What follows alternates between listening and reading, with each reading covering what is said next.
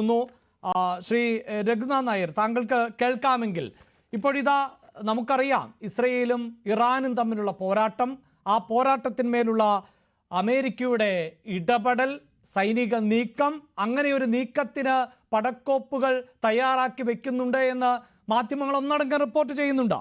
ഇതിനിടയിലാണ് ഇപ്പോൾ റഷ്യയുടെ മുന്നറിയിപ്പ് എന്ന നിലയിൽ വാർത്തകൾ പുറത്തു വരുന്നത്. ഒരു കാരണവശാലും സൈനികമായ ഇടപെടലിന് അമേരിക്ക തയ്യാറാകരുത് എന്നാണ് റഷ്യയുടെ മുന്നറിയിപ്പ്. ആ നീക്കത്തെ എങ്ങനെയാണ് താങ്കൾ നോക്കിക്കാണുന്നത്? ശ്രീ അഭിലാഷ്, നമ്മൾ ആദ്യം നോക്കേണ്ട കാര്യം എന്ന് പറഞ്ഞു കഴിഞ്ഞാൽ ഇസ്രായേൽ ഈ ഒരു ഓപ്പറേഷൻ ഇട്ടിരിക്കുന്ന പേരാണ് ഓപ്പറേഷൻ റൈസിംഗ് ലയൺ. അതിന്റെ പുറകിൽ ഒരു കാരണമുണ്ട്. 1979 ഇറാനിൽ ഒരു റെജീം ചേഞ്ച് നടക്കുന്നത്. അപ്പം അന്ന് ആയത്തുള്ള ഖുമൈനി അധികാരം പിടിച്ചെടുക്കുകയും ഷായെ അവിടുന്ന് ഓടിക്കുകയൊക്കെ ചെയ്തു. അപ്പൊ 79 മുമ്പായിട്ട് ഇറാന്റെ ഫ്ലാഗ് എന്ന് പറഞ്ഞു കഴിഞ്ഞാൽ അതൊരു സിംഹം ഒരു വാളും പിടിച്ചുകൊണ്ട് നിൽക്കുന്ന പോലെ, നമ്മുടെ ഇപ്പോഴത്തെ ഈ ശ്രീലങ്കയുടെ ഒക്കെ ലോകം നമ്മൾ കണ്ടറിയത്തില്ല, അതുപോലെ ഏകദേശം അതുപോലെ നല്ല മഞ്ഞ കളറിൽ ഒരു സിംഹം ഒരു വാളും പിടിച്ചുകൊണ്ട് നിൽക്കുന്നതായിട്ടും പുറകിൽ ഒരു സൂര്യൻ ഉദിച്ചു വരുന്നതൊക്കെ ആയിട്ടുള്ള ഒരു ലോകമായിട്ടുള്ള ഒരു ഫ്ലാഗ് ആയിരുന്നു. അത് 79 ശേഷം അവർ മാറ്റിയിട്ട് ഇപ്പോഴത്തെ രീതിയിൽ അത് ആക്കി.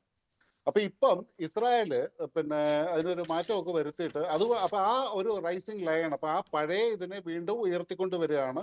അപ്പൊ അവിടെ ഈ സിംഹത്തിനെ വീണ്ടും ഉയർത്തിക്കൊണ്ടുവരുന്ന ഒരു റെജീം ചേഞ്ച് തന്നെയാണ് കൃത്യമായിട്ട് അതിൽ അർത്ഥമാക്കുന്നതെന്ന് വേണം നമുക്ക് മനസ്സിലാക്കാനായിട്ട്. പിന്നെ വേറെ കാര്യം എന്ന് പറഞ്ഞാൽ ഇപ്പം IDF പബ്ലിഷ് ചെയ്തിരിക്കുന്ന ഒരു ലോഗോ പോലെ ഒരു സംഭവമുണ്ട്. ഈ സിംഹം ഇപ്പോഴത്തെ ഇറാന്റെ ലോഗോയൊക്കെ വെട്ടിമുറിച്ച് കഷ്ണങ്ങളാക്കി കളയുന്നത് പോലെ. അപ്പൊ ഇപ്പൊ ഉദ്ദേശം വളരെ ക്ലിയർ ആണ്.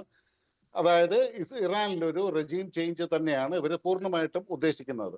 നമുക്കറിയാം 79 ശേഷമാണ് ഈ റിലേഷൻഷിപ്പ് മോശമായത്. അതുവരെ ഇസ്രായേലിന്റെ ടെക്നോളജി ഉപയോഗിച്ചിട്ടാണ് ഇറാൻ ആദ്യകാലങ്ങളിൽ ആയുധങ്ങൾ നിർമ്മിച്ചിരുന്നത് എന്നും ഇറാനിലെ ആദ്യത്തെ ന്യൂക്ലിയർ റിയാക്ടർ 5 മെഗാവാട്ടിന്റെ ആണെന്ന് എന്റെ ഓർമ്മ അമേരിക്കയാണ് സ്ഥാപിച്ചു കൊടുത്തതെന്നും, ഇതെല്ലാം അത് കഴിഞ്ഞ് 79 ശേഷമാണ് ഈ സിറ്റുവേഷൻ കംപ്ലീറ്റ് തകിടം മറിയുന്നത്. ഇപ്പോഴത്തെ അവസ്ഥയിൽ അമേരിക്കയുടെ ഇടപെടലിനുള്ള ഒരു കാരണം എന്ന് പറഞ്ഞു കഴിഞ്ഞാൽ ഇപ്പൊ ഒരു ലിമിറ്റഡ് വാറാണ് നടക്കുന്നത്. ഇസ്രായേലും ഇറാനും മാത്രമായിട്ട് എൻഗേജ് ചെയ്യുന്ന ഒരു ലിമിറ്റഡ് വാറാണ് നടക്കുന്നത്. ഇവിടെ നമ്മൾ നോക്കിക്കഴിഞ്ഞാൽ ഇസ്രായേലിന്റെ ആക്രമണം മുഴുവൻ നടക്കുന്നത് ഇറാന്റെ ഏകദേശം വടക്ക് പടിഞ്ഞാറ് ഭാഗത്താണ്. അതായത് ടെഹ്റാനും മുതൽ ഇങ്ങോട്ട് വടക്ക് പടിഞ്ഞാറ് ഭാഗത്ത്. ഇന്ന് നമ്മളിപ്പോ കണ്ട ഒരു അറ്റാക്ക് എന്ന് പറഞ്ഞാൽ അവരുടെ ന്യൂക്ലിയർ ഫെസിലിറ്റിനെ അറ്റാക്ക് ചെയ്യുന്നത് ടെഹ്റാന്റെ പടിഞ്ഞാറ് ഭാഗത്ത്. അപ്പൊ വടക്ക് പടിഞ്ഞാറ് മാത്രമേ കോൺസെൻട്രേറ്റ് ചെയ്യാൻ പറ്റുന്നുള്ളൂ. ഇസ്രായേലുമായിട്ട് കമ്പയർ ചെയ്യുമ്പോൾ ഇറാൻ എന്ന് പറഞ്ഞാൽ ഒരു ഹ്യൂജ് കൺട്രിയാണ്, വലിയൊരു കൺട്രിയാണ്. അപ്പൊ അതിന്റെ കിഴക്ക് ഭാഗം ഇപ്പോഴത്തെ കണ്ടീഷനിൽ ആക്സസ് ചെയ്യാനായിട്ട് ഇവർക്ക് ശരിക്കും സാധിക്കുന്നില്ല. അതുപോലെ തന്നെ തെക്ക് ഭാഗവും അവർക്ക് അറ്റാക്ക് ചെയ്യാനായിട്ട് സാധിക്കുന്നില്ല. കാരണം ഇപ്പൊ തന്നെ ഒരുപാട് കഷ്ടപ്പെട്ടാണ്. കാരണം അമ്മാൻ ക്രോസ് ചെയ്യണം, അതായത് ജോർഡൻ ക്രോസ് ചെയ്യണം, ഇറാഖ് ക്രോസ് ചെയ്യണം. അങ്ങനെയാണ് ഇറാനിലേക്ക് എത്താനുള്ള ഒരു വഴി. അല്ലാന്നുണ്ടെങ്കിൽ സൗദി അറേബ്യയോ ബഹറിനോ ഒക്കെ ക്രോസ് ചെയ്തിട്ട് വേറൊരു വഴി. ഇനി തെക്ക് ഭാഗത്തു നിന്ന് അപ്രോച്ച് ചെയ്യണമെന്നുണ്ടെങ്കിൽ അമേരിക്കയുടെ തന്നെ ക്യാമ്പുകൾ ഇവിടെ എല്ലാം ഉണ്ട്. അപ്പം UAE-യിലുണ്ട്, ഒമാനിലുണ്ട്, ഖത്തറിലുണ്ട്. ഇവിടെ നിന്നെല്ലാം അമേരിക്കയുടെ മിലിറ്ററി ഫെസിലിറ്റീസ് ഉണ്ട്. അതുവഴി വേണമെങ്കിൽ ഇറാന്റെ തെക്ക് ഭാഗത്തെയോ തെക്ക് കിഴക്ക് ഭാഗത്തിനെയോ ആക്രമിക്കാം. പക്ഷേ ഇറാന്റെ ഒരു കണ്ടീഷൻ എന്ന് പറഞ്ഞു കഴിഞ്ഞാൽ എവിടെ നിന്ന് ആക്രമിച്ചാലും അവിടേക്ക് ഇറാൻ മിസൈൽ വിടും. അപ്പം UAE-യോ ഒമാനോ അല്ലെങ്കിൽ ഈ ദോഹയോ സൗദി അറേബ്യയോ പോലെയുള്ള രാജ്യങ്ങൾ അവരുടെ മണ്ണിൽ നിന്നുകൊണ്ട് ഒരു ആക്രമണം അമേരിക്ക ആണെങ്കിൽ പോലും ഇറാനിലേക്ക് നടത്തുന്നതിനെ അത്രയ്ക്ക് അങ്ങോട്ട് അംഗീകരിക്കാൻ സാധ്യതയില്ല. കാരണം ഇറാൻ ഇങ്ങോട്ടായിരിക്കും ആക്രമിക്കുന്നത്. അങ്ങനെ ഒരു വിഷയമുണ്ട്. അതുകൊണ്ടാണ് ഇപ്പൊ അമേരിക്ക പാകിസ്ഥാനിലെ മിലിറ്ററി മേധാവിയെ വിളിച്ചിട്ട് അവിടെ ട്രംപിന്റെ കൂടെ ഊണ് കൊടുക്കുകയും പൊക്കി പറയുകയും ഒക്കെ ചെയ്തിട്ട്, കാരണം ഈ ഇറാനിലേക്കുള്ള ഒരു അപ്രോച്ച് എന്ന് പറഞ്ഞു കഴിഞ്ഞാൽ ഇപ്പൊ നമ്മൾ കിഴക്കൂന്ന് നോക്കുകയാണെങ്കിൽ വടക്ക് കിഴക്ക് കിടക്കുന്ന തുർക്ക്മെനിസ്ഥാനാണ്, അതിന്റെ മേളിൽ കാസ്പിയൻ സീ ആണ്. അത് കഴിഞ്ഞിട്ട് പിന്നെ അതിന്റെ കുറച്ച് കിഴക്ക് ഭാഗത്തായിട്ട് കിടക്കുന്ന അഫ്ഗാനിസ്ഥാനാണ് തുർക്ക്മെനിസ്ഥാൻ കഴിഞ്ഞാൽ.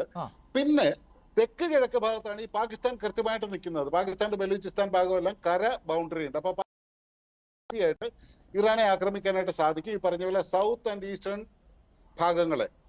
കൂടാതെ ഇന്ന് ട്രംപും പാകിസ്ഥാനുമായിട്ടുള്ള ഒരു സംസാരത്തിൽ വന്നതെന്ന് പറഞ്ഞു കഴിഞ്ഞാൽ ഞങ്ങൾ നിങ്ങൾക്ക് F-35 ആധുനിക എന്താ പറയാ 5th ജനറേഷൻ വിമാനങ്ങൾ തരാം, ഏറ്റവും ആധുനികമായിട്ടുള്ള മിസൈലുകൾ തരാം, അത് തരാം. നമ്മൾ ഈ കൊച്ചു പിള്ളേർക്ക് ഇങ്ങനെ ഓഫർ കൊടുക്കുന്നല്ലോ, അത് തരാം, മിഠായി തരാം എന്നൊക്കെ പറഞ്ഞ് ഓഫർ ചെയ്തിട്ട് അതിന് തിരിച്ചെന്താ ആവശ്യപ്പെട്ടത്? പണ്ട് ഏതൊരു സിനിമയിൽ ഇന്ദ്രൻസിനോട് പറയുന്നത് നിന്റെ ഒരു കണ്ണ് മാത്രം മതി എന്ന് പറയുന്ന പോലെ നിന്റെ എയർ സ്പേസും സീ സ്പേസും ഉപയോഗിക്കാനുള്ളത്, അതായത് സമുദ്രതീരവും. കാരണം ഈ സമുദ്രത്തിൽ കൂടെ ഇറാനെ ആക്രമിക്കാനുള്ള ഒരേ ഒരു വഴി എന്ന് പറഞ്ഞു കഴിഞ്ഞാൽ ഈ പറഞ്ഞ പാകിസ്ഥാൻ വഴിയാണ്. കാരണം അല്ലെങ്കിൽ മസ്കറ്റും അബുദാബിയും ഒക്കെ അവർക്ക് ഉപയോഗിക്കേണ്ടി വരും ഈ പോർട്ടുകളും. ഇവിടെയാണ് എളുപ്പം. പിന്നെ അത് കൂടാതെ ചൈനയുമായിട്ടും റഷ്യയുമായിട്ടുള്ള ബന്ധത്തിൽ പാകിസ്ഥാൻ ഒന്ന് ബന്ധമൊന്ന് ഒഴിവാക്കണം എന്നുള്ള ഒരു ആഗ്രഹം കൂടെ അമേരിക്ക മുന്നോട്ട് വെച്ചിട്ടുണ്ട്. ഇതാണ് ഇപ്പോഴത്തെ ഒരു സിറ്റുവേഷൻ. അപ്പൊ അമേരിക്ക ആക്രമിക്കാൻ തയ്യാറായിട്ട് തന്നെയാണ് നിൽക്കുന്നത്. അവർ തീർച്ചയായും അവിടെ അമേരിക്കയുടെ കണ്ണ് ഫോർദോ ഭൂഗർഭ ആണവ നിലയത്തിൽ തന്നെ എന്നാണ് പൊതുവെ നിരീക്ഷിക്കപ്പെടുന്നത്. എന്നാൽ അത് അത്ര എളുപ്പമാണോ എന്നുള്ള സംശയം കൂടിയുണ്ട്. ഞാൻ തീർച്ചയായും താങ്കളിലേക്ക് വരാം. പ്രത്യേകിച്ച് താങ്കളൊരു മുൻ ഉദ്യോഗസ്ഥൻ എന്ന നിലയിൽ തന്നെ, എയർഫോഴ്സ് ഉദ്യോഗസ്ഥൻ എന്ന നിലയിൽ തന്നെ ആ അറ്റാക്കിങ്ങിൻ്റെ ഒരു സ്വഭാവം നമുക്ക് കുറച്ചുകൂടി താങ്കളിൽ നിന്ന് തന്നെ ശേഖരിക്കാം. ഞാൻ വരുന്നതിന് മുമ്പ്